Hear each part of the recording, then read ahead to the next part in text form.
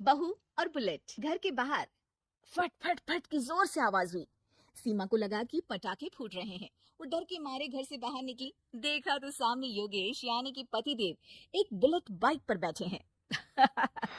अरे डर गई क्या? बाइक लेकर आया हूँ तुम्हें घुमाने के लिए। सच में? मुझे लगा पटाखे फूट रहे हैं। अरे पटाखे भी फूटेंगे और मिठाई भी बचेगी। माँ को तो बुलाओ। माँ भी बाहर आ जाती है। अरे योगेश बेटा, इतनी जल्दी आ गया? और ये गाड़ी किसकी है? साहब की है?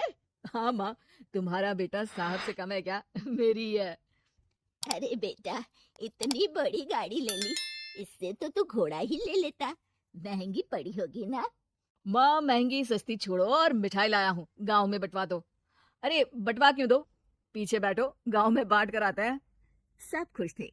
योगेश गांव के बाहर एक कोयले की खदान में मजदूरी करता था।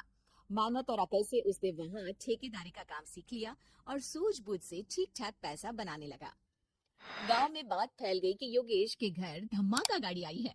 ऐसी गाड़ी पहले कभी किसी ने गांव में तो देखी नहीं थी। योगेश और माँ गाड़ी से वापस घर आ जाते हैं।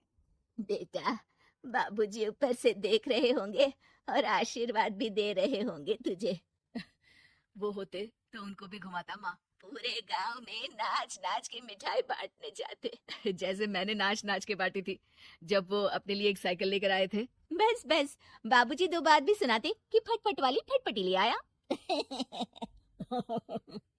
सीमा आगे कहती है, अपने लिए तो ये गाड़ी ले आए और मेरे लिए? अरे ये गाड़ी तुम्हारे लिए ही तो है। पक्का मेरे लिए है? अरे पक्का तुम्हारे लिए है। अगली सुबह जब योगेश सो रहा होता है तो उसे बाहर से गाड़ी की आवाज आती है। वो घबरा कर चिल्लाता है, चोर चोर, मेरी गाड़ी ले जा रहा है, चोर चोर। माँ भी जागती है और योगेश के साथ दरवाजे की तरफ भागती है। जैसे ही दोनों बाहर निकलते हैं तो देखते हैं कि सीमा गाड़ी चला रही है। अरे बहू, नाक कटवाओगी क्या? ये क्या कर रही हो? अरे गिर जाओगी, ये क्या कर रही हो तुम? सीमा गाड़ी को रोक कर कहती है, सारे गांव में घुमा लाई, कहीं नहीं गिरी। क्या? सारे गांव में घुमा लाई? अरे लोग क्या कहेंगे बहू? सोचा क्या एक बार? यही कहेंगे कि कितनी अच्छी गाड़ी है। अरे तुम्हारे बारे में। हाँ, कहेंगे ना कि देखो कितनी अच्छी गाड़ी पर बैठी है। बहू गाड़ी रखकर योगेश और सासू माँ के पास जाती है। तुमने कब गाड़ी चलाना सीखा? हमारे बाबूजी के पास पुरानी स्कूटर थी, सीख ली। फिर स्कूल में एक मास्टर जी भी ऐसी ही गाड़ी लेकर आते थे, उन्होंने सिखा दी। हाँ हाँ, स्कूल के मास्टर आजकल यही सब तो सिखा रहे हैं। पढ़ाई का कुछ सिखाते तो कुछ भला होता।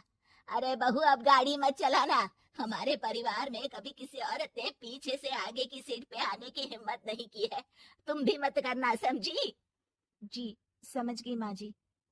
सीमा सास की बात सुनकर चुपचाप रसोई में जाकर उदास होकर खाना पकाने लगी है। सास सुबह सुबह मंदिर से पूजा करके लौट रही होती है।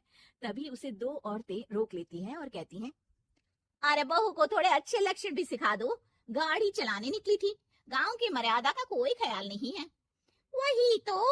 अरे पैसे आने लगे हैं तो क्या मतलब कि किसी रीति रिवाज को नहीं मानोगे? अरे समाज में रहना है तो समाज के ढंग से ही रहना पड़ता है। अरे लाज भी नहीं आई बहू को?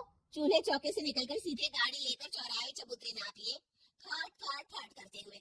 अरे कुछ कह देना उसे। अरे ये क्या कहेगी, बूढ़ी सास है, इनकी थोड़ी ना चलती होगी घर में। हाँ, बहू की ही चलती होगी, मर्जी भी और गाड़ी भी। सास सब सुनकर घर आती है और बहू को चिल्ला के बुलाती है, अरे नाक कटवा दी सबके सामने गाड़ी चलाकर। औरत जात गाड़ी नहीं चलाती। शहरों में तो चार पहियों वाली गाड़ी भी चलाती है और हेलीकॉप्टर, हवाई जहाज भी।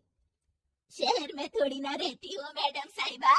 आज के बाद गाड़ी से ही नहीं, यूं भी निकलना बंद तुम्हारा घर से। माँ सही कह रही है, कहीं भी जाना हो तो मुझे बता देना, मैं लेके चलूंगा। आज माँ को तुम्हारे कारण कितनी बातें सुननी पड़ी। इतना कहते हुए योगेश वहां से चला जाता है। बारिश की वजह से कारखाने के रोड पर कीचड़ रहता है, इसीलिए योगेश गाड़ी घर रखकर जाता है और किसी से लिफ्ट लेकर कारखाने पहुंचता है ताकि नई गाड़ी गंदी ना हो। लेकिन शाम को इतनी तेज बारिश होती है कि उसे वापस आने का कोई साधन ही नहीं मिलता।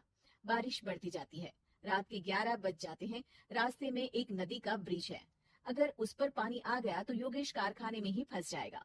पूरी रात भूखे प्यासे बितानी पड़ेगी। घना अंधेरा, बिजली की कड़कड़ाहट और तेज बारिश। राजेश डर भी रहा था, ठंड से कांप भी रहा था।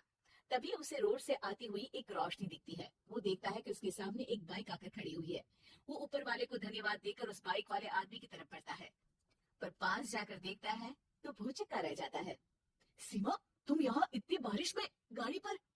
पहले बैठो तो, नदी ब्रिज पे आ जाएगी तो जाना मुश्किल हो जाएगा। योगेश गाड़ी के पीछे बैठता है। सीमा गाड़ी चला रही है। मैंने तो तुमको पहचाना ही नहीं।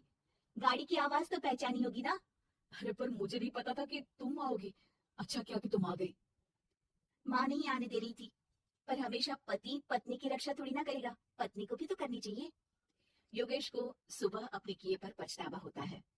उसकी आंख में आंसू आ गए, जो बारिश की बूंदों में बह गए थे। उसके बाद सीमा को सास ने और योगेश ने खुशी खुशी समाज की सीमा लांघने की मंजूरी दे दी।